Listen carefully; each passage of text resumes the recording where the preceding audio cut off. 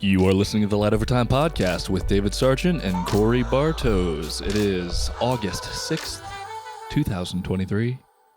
And throwback, Sony still has not given the A7S III anything that it needs. No attention.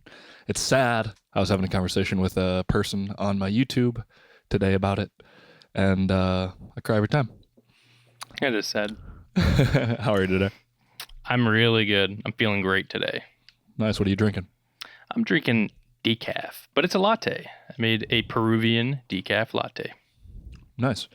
I crashed at Evan and Hope's this weekend. They were out of town, and I was tending to their garden and their plants and utilizing their home because they have nice movie things in their home, and made a decent amount of espresso that was pretty good this weekend. I'll take it. But as we go, we're doing the old loot energy today. I do have a cough, so I'm going to try and mitigate my cough as much as I can with cough drops and moving away from my microphone. But yeah, we're feeling a little bit better. I'm hoping to not be sick by the end of tomorrow or the next day. Mm-hmm. In other news, before we get started, we will not be having an episode next week. I have not told you that, but I am crazy busy, and I fly out to Connecticut on Sunday morning. And Saturday is completely booked, and I have a shoot on Friday, and I'm working all week, so it's going to be really, really chaotic. So we'll try to knock out what we can this week, and the following week, I think we'll be ready for our portrait photo share. Cool. So if you're unfamiliar, we photo share every month now, and our current topic or category is portraits. If you would like to submit a portrait, the link to the email and everything is down below in the show description or the show notes. Yeah, looking forward to it.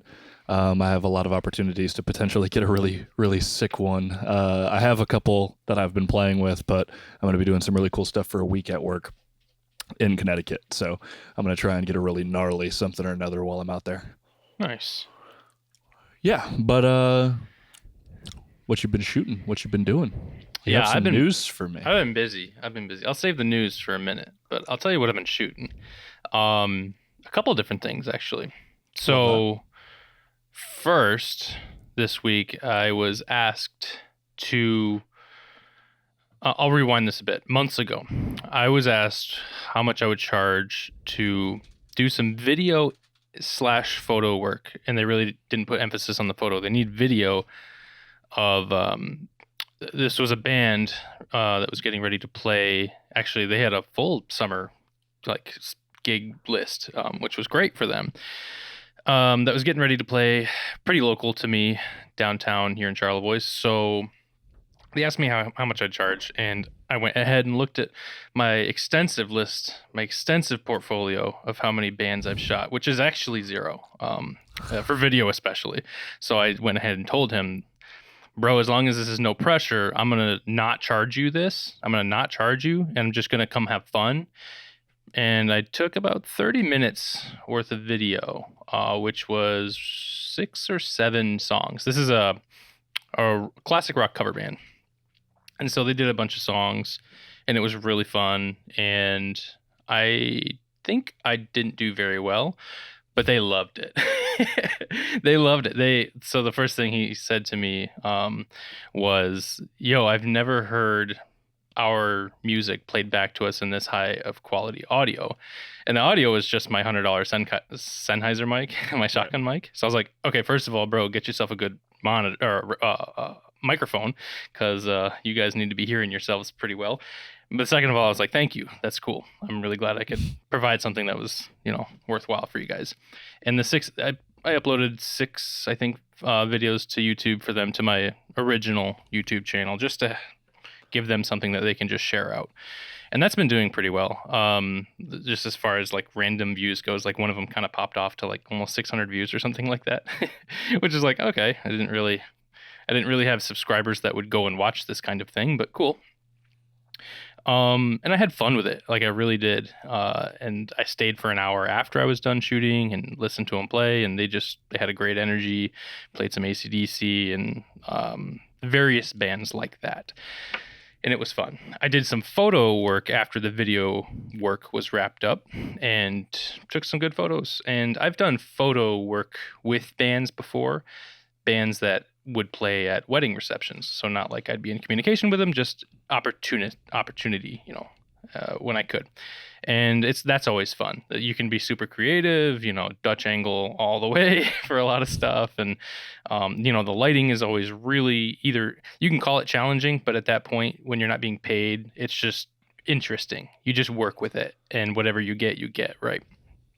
So I had fun with that and I delivered those videos a few days ago and the photos today, and they really love the photos. They've been sharing them out. That's pretty cool. I used the A7 IV and the Sigma 50 for the photos. And then for the video stuff, I used the A7C with the 20 mil locked off for an A-cam, and then just ran around back and forth with the A7 IV and the 50 for all my B-roll. And that worked out pretty well, except there were a couple points in there where I would cross over my A-cam holding the B, and then as I'm transitioning, it don't look too good on either. So I had to very quickly punch in so that my cross was quick and all those things. So there were a couple of things that if I did it again, I would definitely make some different decisions. Cool learning experience. And that's kind of one of those things where I was never going to charge him for the amount of work a videographer should charge him, because I don't think I would have produced what a professional would have produced. But if I do this a couple of times, maybe one day, Yeah. Yeah. I always find it the most challenging to figure out where I want to lock something off. And I almost am never satisfied with the end result of my locked off camera. Having done musicians plenty of times and doing other stage stuff, it's there's never ever going to be a good, unless you could have a camera that just floats in space somewhere. Locked off shots are just a pain, but they're great to cut to when you need them. I'd rather have a crappy, I call it my safety, rather than not. I've actually done it with narrative work where I was just you know what? We're doing a lot of improv. I'm going to throw a camera off in the corner. It's going to be an abysmal shot. It'll be almost useless. However, if I do need it, it's there. Something happens to camera one, it's there. Yeah. And this kind of opened my eyes to, this is why videographers would have 3 cameras. Yeah. Well, and when you're doing music, especially if you don't have a tap into the board for the music or anything like that, your B-roll cam, your handheld, is almost never going to give you amazing audio. No. Because you're moving it around, and so depending on which monitor you're standing by, it's going to get disgusting. So I like to have one probably really bad angle where you have the audio as good as you possibly could get it, one other hopefully useful angle, and then you have your tight shots, which should for the most part be what you use most of the time anyway. Right. That's cool. Excuse me. Yeah, right. So that was one of those things where the A-cam definitely had the backup angle, and I probably only went to it maybe 20% of the time. Right. So most of the actual video footage was a 50 mil, kind of tighter, but really interesting shots, which I enjoyed doing. So, and they seemed to like it. So that was fun.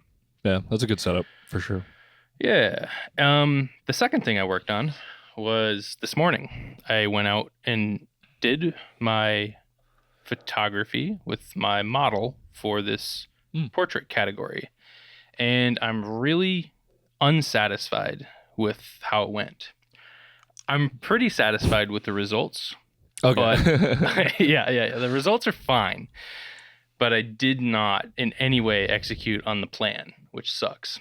And it was kind of determined by some factors that were out of my control, which is kind of, and the original idea, which we may still do, I'm not sure, but probably not in time for this, which is fine, was to have this model placed such that he's on the sidewalk, on one side of the sidewalk, and I'm facing him so that behind him, you can see the other side of the sidewalk. So across the road, you can see is the background. And what I really wanted was to do multiple exposure blends with lots of people in the background.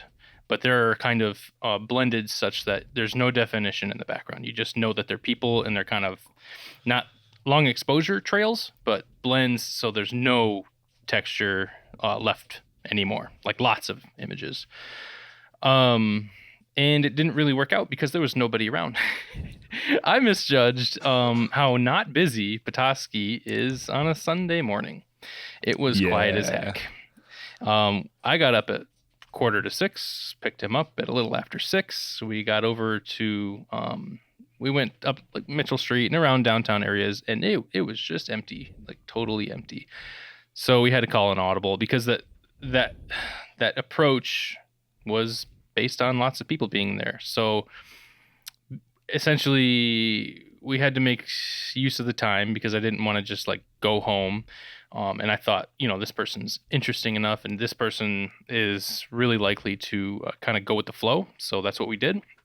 Called an audible. We were flexible. We just walked around. We walked all around downtown, and it brought me right back to like 10 years ago to walking around with people who would volunteer to be in front of my camera when I was in college, Yeah. Which is cool. And I had fun and I like the images, but I've been thinking about it all day going, it was a total failure of the execution of the concept. And I was so excited about that. And I want to do it still, but I don't know now what I'm going to submit for this challenge, this category. So I'm sitting on some stuff that I like, but it doesn't fit. So we'll see. That I wasn't happy with.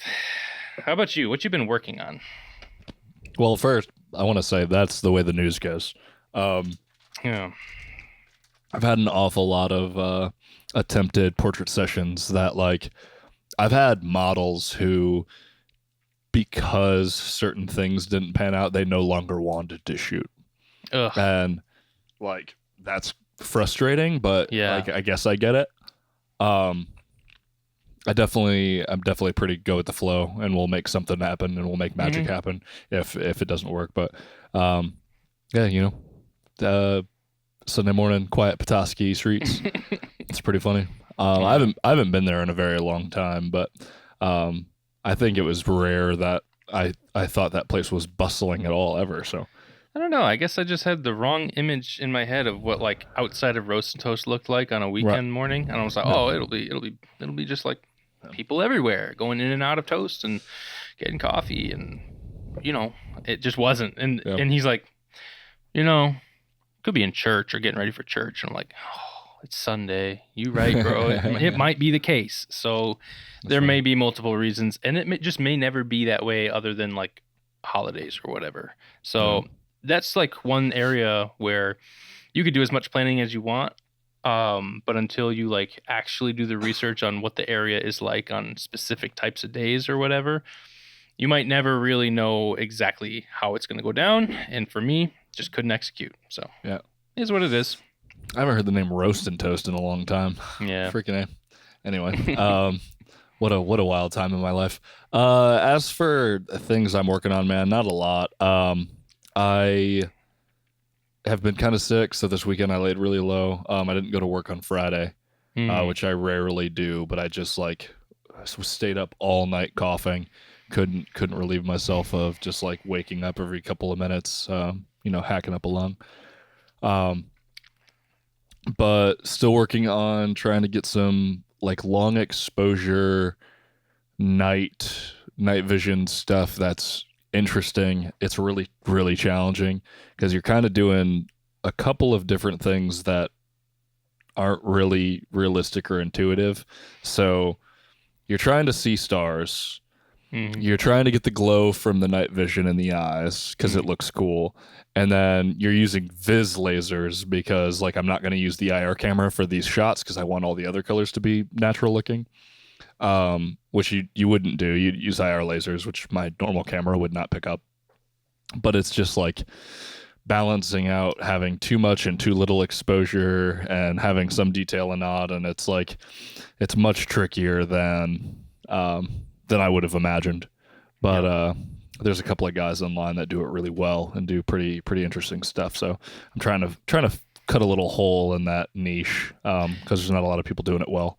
That is interesting. I could talk your ear off about blending exposures with landscapes, but when you start adding the human element in, it gets much more difficult about how to expose a person correctly when they're in the foreground and it's nighttime and there's no light to be had. like with landscapes, what's really nice looking is to put your camera down when it's during blue hour on a tripod, take that shot, and let it sit there for like 4 more hours until it's pitch black, and then you want to take your Milky Way shot or whatever. And same composition, different time of day. You've got your blue hour shot and you've got your nighttime shot, and in Photoshop or whatever, you blend those. And you probably are aware of that, but for those who don't know, that's a pretty common tactic for getting really beautiful foreground exposures correct, and then maintaining all the beautiful night sky detail. So, Yeah. with humans, it's a different story. There's a lot of very most of the words I want to use to describe this are super not politically correct, so I won't use them. But like, there's a lot of wild energy that goes into making really good, high quality, multiple exposure, like landscape stuff. I've never had the patience for it. I'd rather get, a location about once, and I can never ever leave my camera still. Yeah, so same. I could never make it happen. But you see some of these like these guys that do proper time lapses from dusk till dawn or Yeah. full 24 hours where the exposure just is beautiful, and it's like, I know the amount of work it takes to do that and have every single second, every frame be perfectly exposed for night and for day, and you're just like, oh man, I don't even have like the tiniest version of the patience necessary to do that. Mhm. But it's wild because like I know how to get good star shots. Mhm. At least to the quality that I desire. Like, I've done decent astro stuff where I'm like, that's exactly as far as I'm ever going to take this skill, and Yeah. like I'm not going to go crazy with like blending Yeah. multiple shots and stuff.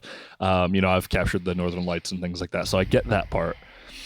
But then you're trying to get that while trying to go like the fastest slow shutter you can, so like somebody doesn't have to be like a robot and like, you know tense up and be like, I need to stay still for 6 seconds, and like they're hand holding a laser, or generally you have to like mount the gun like on a board or a tree or something, because otherwise you're just going to have like crazy, all the little jitter of the laser, it's just going to make that beam Oh large. yeah.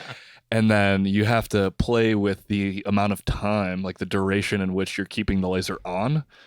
And you normally kind of have to like hold it for like a second or two and then let go of it, and then like not move the gun and not move you or your eyes or anything if you want it to be actually sharp and look really good. It's so challenging. Yeah. Um, so it's one of those slow rolls where all the opportunities I get where I'm out at nighttime doing that kind of stuff, I'm going to keep working on it. But man, it is just not getting easier, and it's not getting me the results I want. Yeah. But I remember the early days of doing astro in general was very frustrating, especially because I started when um, just technology was so bad at it. Like yeah, digital cameras were not very good when I had an A55 and an A65. Those translucent mirror cameras, just ISO 800 and above, everything looked just so awful, and you'd push those files and destroy the image. So things have gotten better, so now the limitation is on the user, right? And yeah, there's different things you can do. You were talking about like those full dusk to dawn time lapses, and cameras even now can't handle that very well on auto modes. And there's extra hardware you can buy for exposure ramping, right? So yeah, the limitation is on the user for the most part, but I'm looking forward to see if you continue that. Do you have plans for that? yeah. I mean, I have loaner night vision right now because I'm a poor and I can't afford $7,500 night vision. Right. But I intend to hopefully get another loaner set soon and Cool. play with it. It's definitely fun. I can tell you right now, night vision and just staring at the stars is like being able to have an active exposure from a camera. You see every freaking satellite and Wow. every star, so you just dial in that night vision and it's just magical, man. It's Do you super have thoughts on what it would look like to watch the Northern Lights with them on? hard to say. I mean, it's monochrome, right? Uh, You're not seeing colors. I'm sure it looks wild, and I'm sure right. you Maybe like you'd see the definition, kind of like with your eyes, the just the milky white cloudiness of it. I think all of the times I've seen it, I've only really been able to kind of see it with my naked eye twice, Hmm. and you're like, oh, I could see it, it's right there. Yeah. And I think in those situations, it would kind of look like those videos and stuff. Like Sure. you'd be like, oh, I can fully see the Northern Lights. So That's I think cool. it'd be pretty sick. Something to look into for the future. But Yeah. it's just spectacular. It makes me kind of interested in Astro again. It is really cool. Because obviously it's taking in photons that like our normal cameras or our eyes don't see. So it's not just that it has a really high gain or something like that. It actually has an expanded wavelength. So you're seeing all sorts of other light.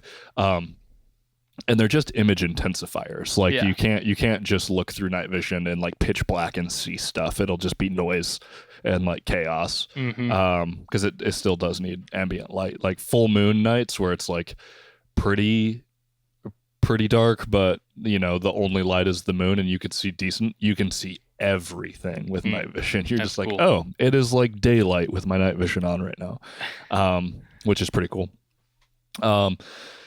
Been playing with shooting through it. I think I want to get a PVS 14, which is like a monotube night vision, and get ring adapters so I can shoot through one on my camera. I got pretty successful cell phone shots shooting through the back of night vision, but it's kind of challenging trying to hold a camera up to another tube, right? Sure. I got some decent stuff, but it's just hard to, you have a diopter on the back of a night vision and a focus on the front. Then you have a focus on your camera, and there's a lot going on. So, Yeah. but it's fun and hard. So things that I've needed lately is something that's challenging to me but fun. You mentioned in there just a little snippet of kind of getting you back into being interested in astro, which I think is a really interesting topic because I've seen other very prominent photographers drop out of astro lately. And actually, I haven't done a whole lot of it myself because they make good points that the ones that kind of talk about it, which is to say that it gets really boring kind of fast. Yeah. And I've done it for a long time, but the obvious becomes obvious when you do it that the sky doesn't change a whole lot. Right. And that's your subject basically. And what your intent is to capture the beauty of that. But what you quickly figure out is that you have to separate yourself. And that gets really difficult when all you have to work with is a dark foreground. So, I've offered tips on how to shoot astro for people, and I've done workshops, and we talk about it. And it's like, oh yeah, one of the things you can do is find an interesting foreground and use scouting time in the day to help you. And then you do that over and over and over and over again, and it's like, oh, here's this object with the Milky Way in the background. Here's this other object. That's kind of cool with the Milky Way in the background. And you keep doing it until it doesn't matter how interesting those objects are from one to the next. You're really mostly interested in the Milky Way, and people go ooh over and over, but it's kind of the same story, right? So I've become understanding of some of these photographers who've kind of just stopped doing Milky Way altogether, and I know those who are in good spots for it, and they only really go out when something when an astronomical event is happening, like Northern Lights, and they just like plan for it, and then they kind of shoot the Milky Way on the side because they're there. I kind of feel it. I have been wanting to get out again, but I think I'm kind of there with some of those photographers who just, oh, it's new moon and there's no clouds. I'm not just rushing out of the house for that Milky Way anymore like I used to. So I thought you might have been able to sympathize with that. I don't know.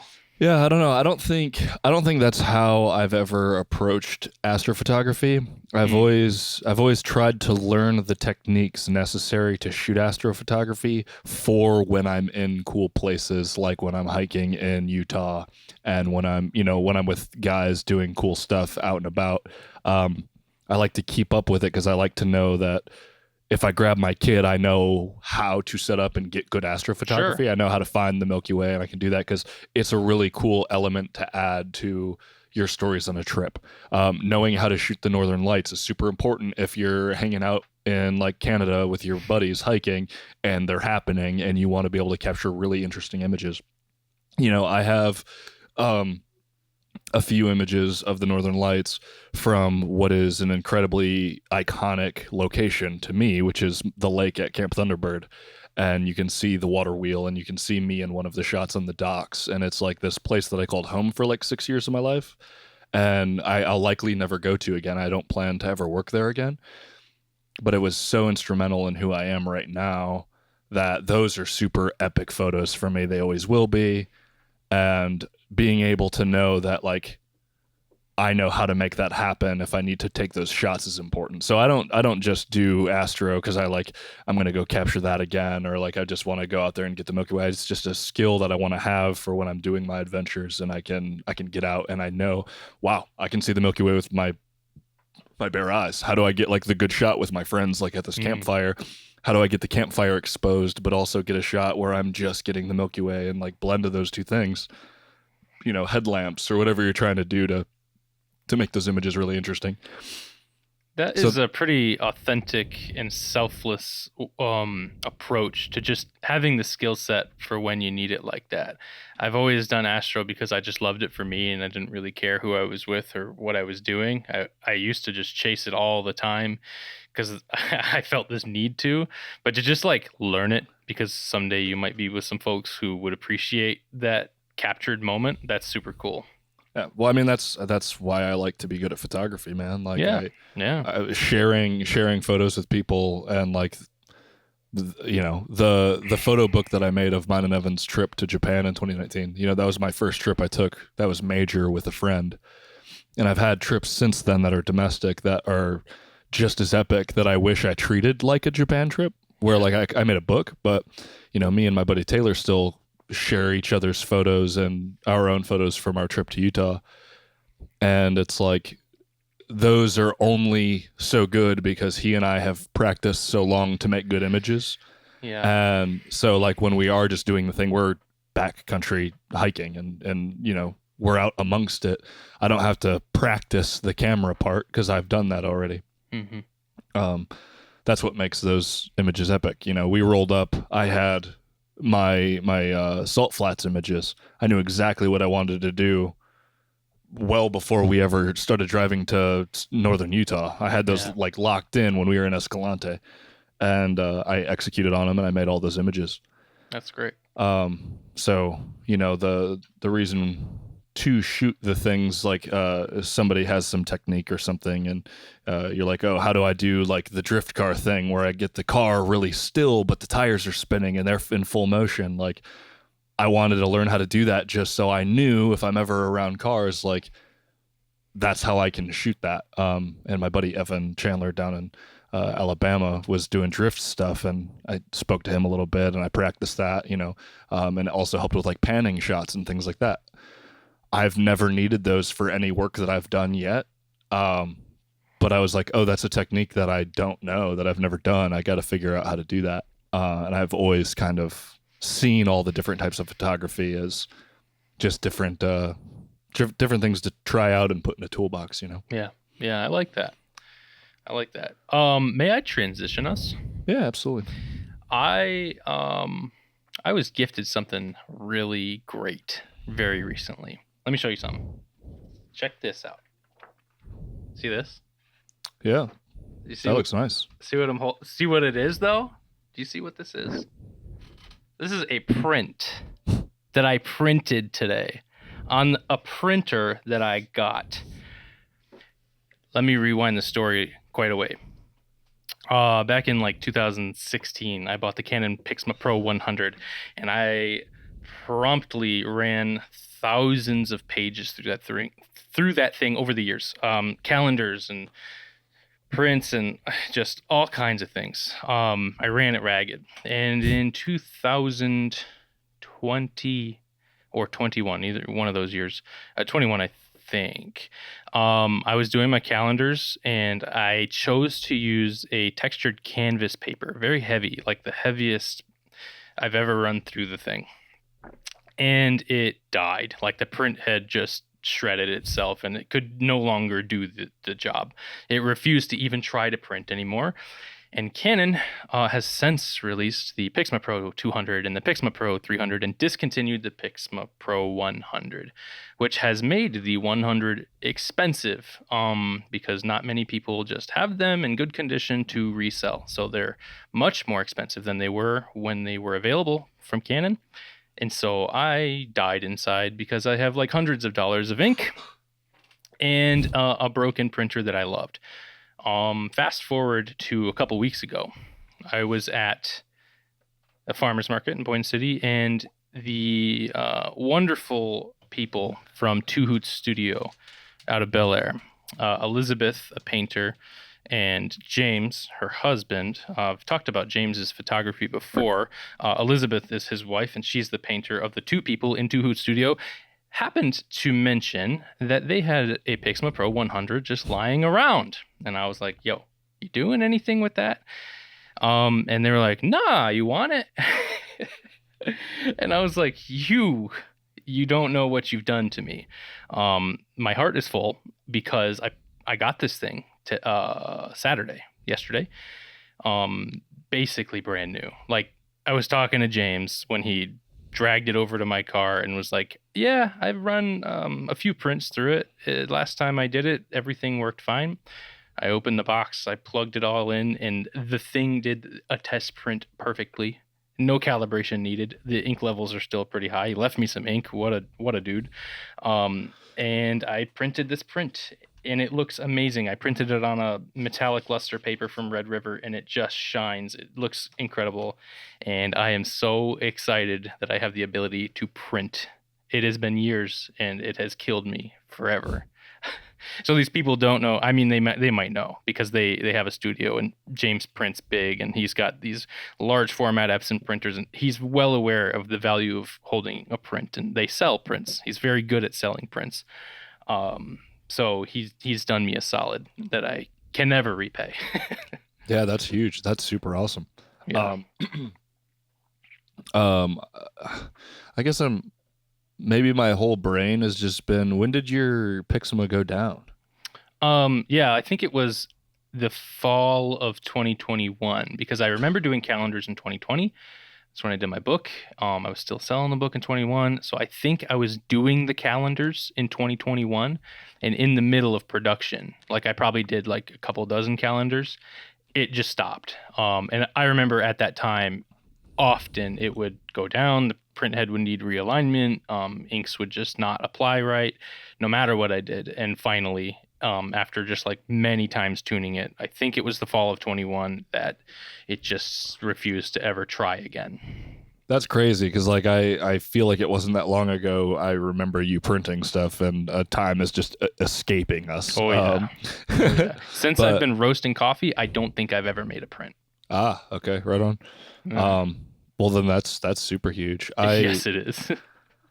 It's one of those things that like I've been desperately wanting to do for so many years, and like we talked about it back when you were still printing, and like I almost pulled the trigger on some stuff, and I was like, because like what is it? I think after, let's say, if I do it properly, I can pay off a printer in like 2 years, like pretty fast. In 2 years, if I like pretty steadily printed work that I enjoyed and like made stuff for people and things like that, it would be the same as if I just like purchased prints at the same rate that I already purchased prints. Sure. But then instead I would have the ability to make them whenever I wanted. 2 years seems like a long time, but it's been longer than 2 years since you haven't printed, and I thought that was yesterday. So I feel like it's probably not that big of a deal. Yeah, it is a big deal. And just like the coincidence of we have that exact printer, that you happen to still have ink for. Yeah. Just laying around because we have other multiple printers that we use instead. Do you want it? It's like, what? The stars have just aligned? That's awesome. Okay. That's super sick. It's a big deal. I will be doing some work with it. I don't know that I'm going to reopen like a print shop on my website like I had because now I'm using Adobe's thing, and I don't know if there's like a way to do a store on that. So I might not offer prints like I did. However, I am considering doing calendars again, just not on the heaviest paper, and maybe a very limited run, like 10 or 20, because I don't have time like I used to. Right. But I'm thinking about it. It would be right about now, like today, that I would be designing the calendar to put them in production, like in a couple of weeks or something. So if I find that I have time, that might be something that I do this year. Word. Yeah. That's pretty tight. Godspeed. Maybe I'll have you print some things for me. I'd love to see what that looks like. Anything else other than I don't think so. That's spectacular news. I think that is all that I have been working on. Markets were good. Markets were actually better this week, and Nice. I am working on some website stuff for the coffee site. I'm trying to figure out if I can set up payment for local pickup, and it looks like I might be able to do that, so people can go online if they're local to me, select like a coffee, and then come pick up their order at the market without having to text me or whatever. Because I have a few people who do that now, and it's starting to get a little bit out of control with how many people are starting to text. So I'm working on that, but that's about it.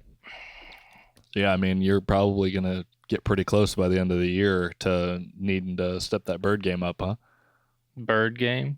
It's a phrase me and my friends use, but you're gonna be pretty close to that old I need to get a facility and some coffee, right? Yeah, I'm having conversations with other vendors who are in the same position, who need like a facility close by, and I'm trying to find if there's somebody who's real chill about maybe sharing a space. And we're just having conversations loosely, and we have like ideas of certain places that would like kind of work well, but we haven't had any conversations with the owners of those places yet. We're in that like, how do we motivate ourselves to like commit to this, you know, because winters are hard and winter's coming, you know. Yeah, right. Yeah, it would certainly be advantageous to get close to being able to just have an online store and make that next big step. I had a YouTube subscriber leave some comments on a roast video I did. That's one of the more popular ones, and he found me on Instagram and sent me a message, and we started talking, and he ordered his bullet. He's waiting on it to arrive. That's a roaster, and he's out of Pennsylvania. And I learned that Pennsylvania, like a few other states, they don't have a cottage law that prohibits shipping. So he's like, I'm just gonna get my bullet and start an online shop. And I'm like, ooh, I have such envy right now, right? Because I would love to just ship. Yeah, for sure. Well, maybe I'll have to send the squirrels up to get me a couple of bags soon. But we'll chat about that. I guess the next natural movement here is to talk about some of these here rumors I got lined up. All right.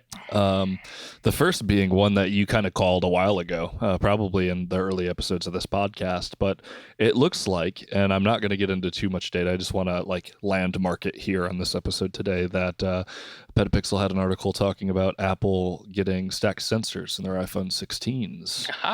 Okay. Which, cool. I mean, you could just check that for a David Sargent call.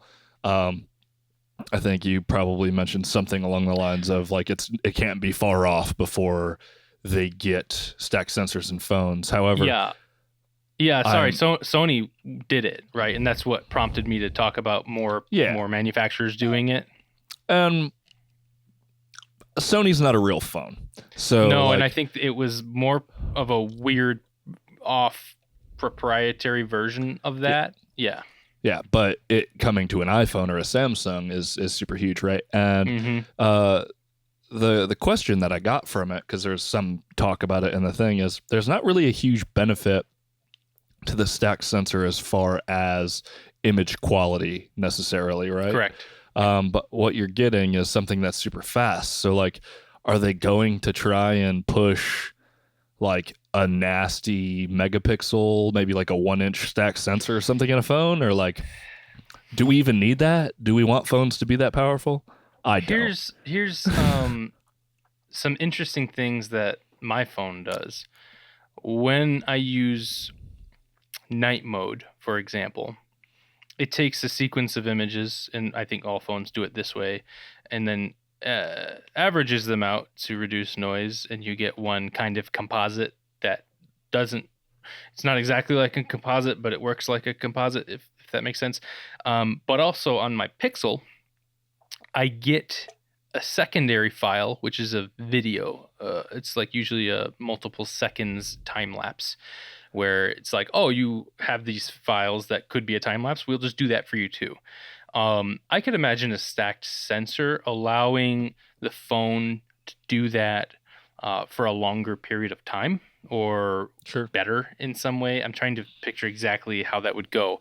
But I could imagine the capabilities of such types of um, file production like that being better for phones with the stack sensor. Cooling is probably one of the things that in phones limits how long of an exposure you can take. I know that for a fact between like the iterations of the Pixels, because they had more capability as far as time with that, and as such you get a longer time lapse at the end of that. That's such a niche thing that not everyone's going to care about that. So there's going to be other things. I would imagine that video will be better off with a stacked sensor.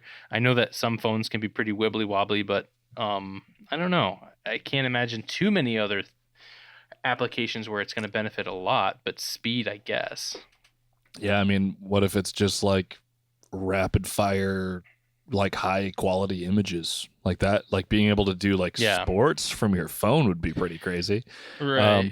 They already have like pretty good like slow-mo, and people use that a lot for, let's say you're like, gonna swing at a baseball being pitched at you or something. Imagine just being able to actually burst like the full rear quality of slow motion video.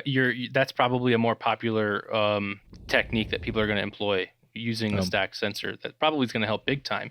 I also have to wonder if the stacked sensor is more efficient on a phone too, like less heat but longer, less power use. It's got to be helpful in different ways. But slow motion, that's probably a big one actually. Slow-mo or burst shots, you know what I mean? Burst stills is going to be crazy. Yeah.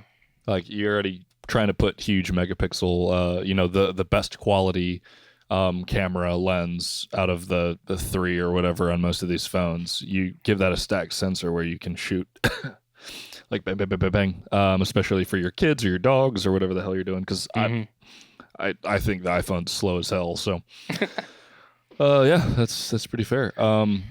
Next up, we have that apparently a new G Master lens will be announced with the A7C2. And interesting. there's not a whole lot of information yet, but they said it's going to be gimbalable, or very good on a gimbal. They say, Andre Pizzini probably on Sony Alpha Rumors says something about it potentially being the 16-35 f2.8 II, which we're still waiting for. If they can make that thing tiny, that would be nuts. I'd be a little salty because I probably would want to sell my 20-70 for it. But yeah, if it's real small, but I mean, I guess not real small, but decently small, sounds like possibly an internal zoom. Or if they just make it G Master 16-28 or something where it is really, really small or something. I don't know. Maybe they'll do something weird, but I could see it being the case. The 16-35 version 2. I mean, they've been trending that way, making these lenses smaller and optically better as well, which is crazy. Right. We can see it. Or a 20-50 f2. Good gravy. Yeah, let's go. Who knows? I'd buy a 20-50 f2 tomorrow. Wow. That'd be pretty sick. And then on top of that, they're also finally talking about the A9 III, which we've talked in great detail about, like how Sony doesn't make any freaking sense, like how they're compartmentalizing and everything. But it sounds like the A9 III is what we assumed would happen with their flagship, where it's going to have some version of an integrated grip body. Super fast sensor, 29 megapixels, which is weird, is the rumor. I don't really know where they're getting the 29 megapixel. Like, well, that would be brand new, right? Yeah, I would assume it's definitely not on a current camera. Right.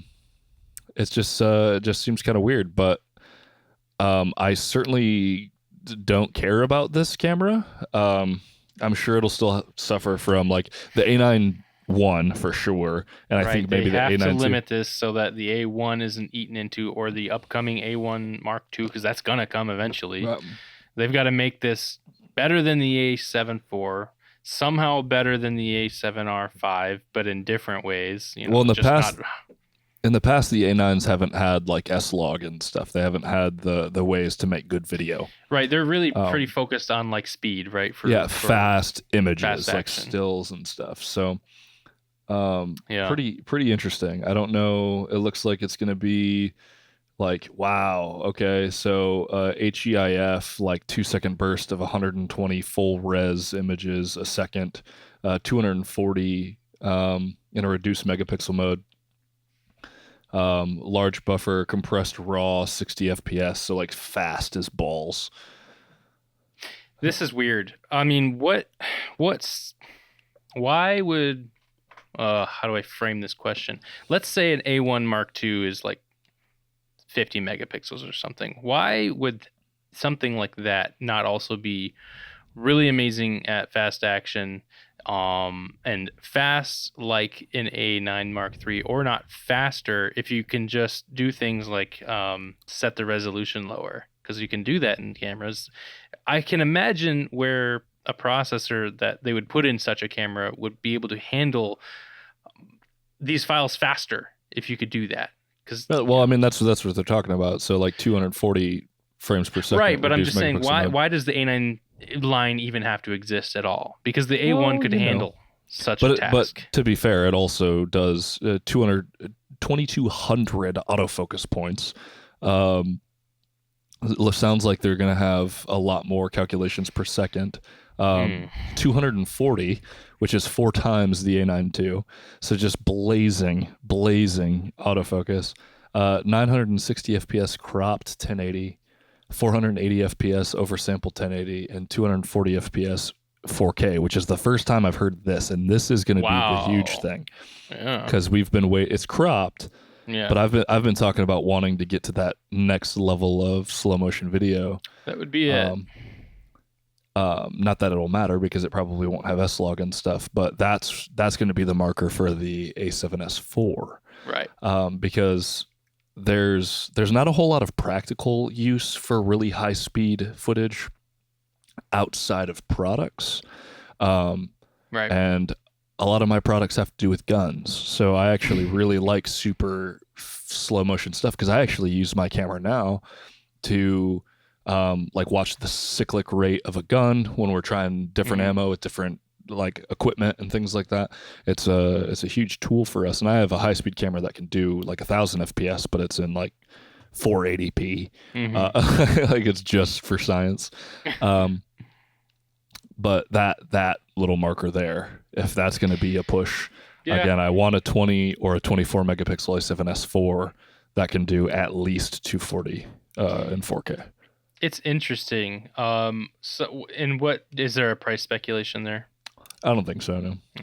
We can probably assume it's more expensive than the A7R5, right? Because the A9 versions are typically somewhere between the R bodies and the A1. Is that correct? They're normally like $4,500. Yeah. Yeah. So it's going to be interesting because at this point, you could probably buy an A1 for, I have to assume, pretty well under retail, right? Like you could probably get one for like $5,000 or maybe under. Is that right? Am I in the ballpark? I do not look at these bodies. Am I wrong? They're $6,500 still. Well, that's new, right? Yeah, used they're $5,500. That's what I would be looking at. But not sub 5 though. You know. Okay, what I mean? Like, all right. So I was off there. So interesting. This is going to exist for a very specialized person in a fast action world. Maybe that's necessary. I don't know. I just think if I was somebody who was loaded and can choose whatever I want, I'd almost want to wait for an A1 Mark II, but who knows when that's going to happen, I suppose. Yeah, I mean, you just never know, right? We could wait another 2 full years before seeing an A7S IV. That's true. It just doesn't matter. I mean, there's still plenty of people running the FX6. The FX3 is still plenty camera. There's nothing that those cameras are doing that you actually really need that much from. Right. Other than the firmware update for the A7S III. Which I'm glad I didn't hang on and not just because like, oh, they're going to get it, because like I would be so angry if I kept that camera and it still isn't on it. I miss it all the time. It certainly does way better video than the A7 IV, but I think mostly I miss the S-Log 12,800 ISO. Miss that a lot. But here we are, talking about 4 cameras coming out from Sony potentially within the next like 10 months. Yeah, September is usually pretty full of tech announcements. So fall get crazy. I'm assuming one of the A7Cs will be announced, if not both. They're not confident that both will be announced on the same day. Oh, interesting. Right. But who knows? They definitely could be. I think I'm pretty well tapped until we get another, whatever the S line or the 7 line is. I'm probably not going to get any of these other cameras. I feel like if the A7C2 or the R version of that has a lot of features that the A7C lacks, I could see myself selling the C and grabbing one of those two. Because there's a few features, but it's one of those things where its highlight feature is its form factor and size and portability, and I have a hard time imagining what they could pack in, but technology advances quick, so who knows. Yeah, I mean, if you were doing video regularly, it would be worth it just to be able to have S-Cinetone, to have the same colors, but you're not doing it regularly enough that it really matters. The thing holding me on right now is the fact that I do have an A7 IV at work. So technically I have 2 cameras for the main work that I do, so it's not that big of a deal. But, and then in a bind, I do have the full spectrum camera, and I can put a true color filter on the front of a lens. So I guess it is what it is. But yeah, I'm excited to see what happens. Obviously, it's always good news if they're going to be pushing actual technology, but it's going to be a camera that is so far beyond what I need or will utilize.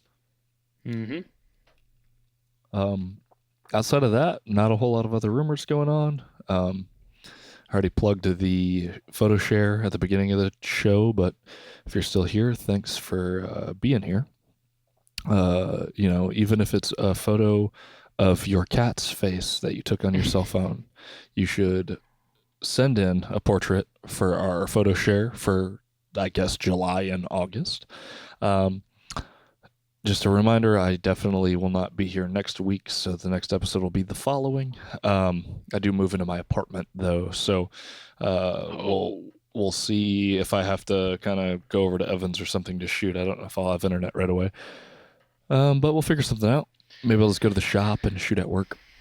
But, yeah, you got anything else for these people? I just want to say thanks for listening. If you're listening on Spotify, would love a review on the app. We've been doing this is episode 24 now, right? We've been 24. We're in this, and we have no intention to slow down. So if you guys could leave us a review, share it out. We're just talking nerdy stuff here, but there's plenty of us that are out there.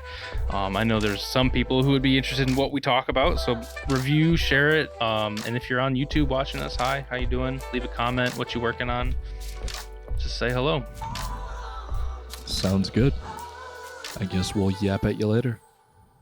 Okay. See you guys.